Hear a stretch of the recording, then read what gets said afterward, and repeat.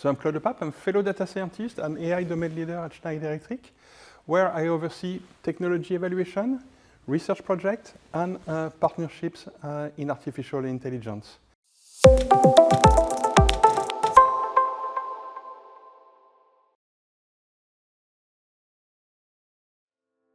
We are a corporate donor of IPARIS, and we are committed to advancing AI research and innovation.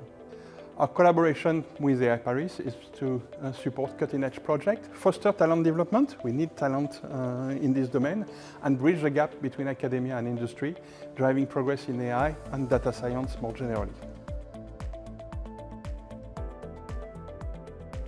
So in the energy market, AI is used to manage complex systems. For example, systems where you have to trade electricity or where you have to balance energy supply and energy demand, and especially in cases where there are renewable energy sources that cannot operate 100% of the time. So for example, AI can optimize resources during consumption peaks, where the electricity is more expensive and often more carbonated, and adjust usage in order to balance the cost and reduce the carbon emission. So we start by identifying the customer pain points and evaluating the potential gains, such as efficiency savings, ease of use. The feasibility of the solution is, of course, a key factor. Successful AI models are built when there is a clear business need, when there is no simple existing model that you can do without AI, and when relevant data is available to develop a predictive model. So generally speaking, at Schneider Electric, we use a hub and spoke model for artificial intelligence development. We have an artificial intelligence hub, which collaborates with business line, customer, and internal teams. Globally, we are helping customers and internal teams to collect and analyze data across the value chain in order to improve decision-making, improve agility, and support decarbonization. We focus on unlocking efficiency and sustainability, and as I said, for internal and external AI applications. So forecasting energy consumption, for example, predicting a building electricity consumption quarter of an hour by quarter of an hour can be challenging because it depends on many factors. It depends on the building design, on its size, on its activity, on the weather. While we cannot create a one-size-fits-all model, AI can help by using historical data to develop customized models and that we can afterwards improve over time. So a microgrid is usually a complex system that includes some local energy production, like solar panels on the roof, energy storage, like batteries, and external supplier contract. So we use AI first to forecast energy consumption and solar production, and then this allows to optimize the battery use and to reduce the cost. AI is also helping in the design phase when you want to decide how much solar panel you want, how much battery you want. So we optimize the microgrid component in order to maximize efficiency, balancing OPEX and CAPEX, and the sustainability goals.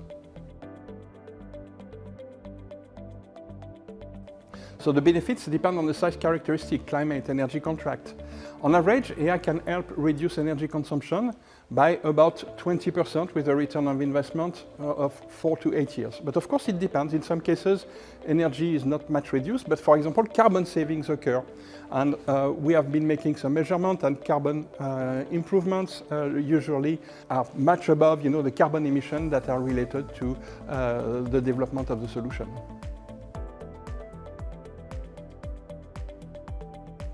So we do three things. We evaluate what are the savings that are related to the use of the microgrid. What is the carbon impact of having produced and installed all the different elements, like the solar panel? When you produce a solar panel, you use energy, and so there is a carbon impact. And we also measure the carbon impact of the digital solutions. So in order to improve the type of solution that we are currently looking at two different things. First, how to do when you don't have much data, so how you can learn a model with little data about a particular place, and of course being inspired by what happens in other places. And we are also looking at what we can do when there is much uncertainty in the environment, so when it's very difficult to make a very good forecast. In this case, we want to deal with this uncertainty and improve globally the solution. This occurs, for example, when we try to deal with charging of electrical vehicles. So up to now we have been, depending on the years, having some master students coming from the IPARIS schools. We are also, of course, attending a number of events and discussing about the type of things that we are doing and that IPARIS is proposing. This will bring, I believe, some other ideas in the future about things that we can do together.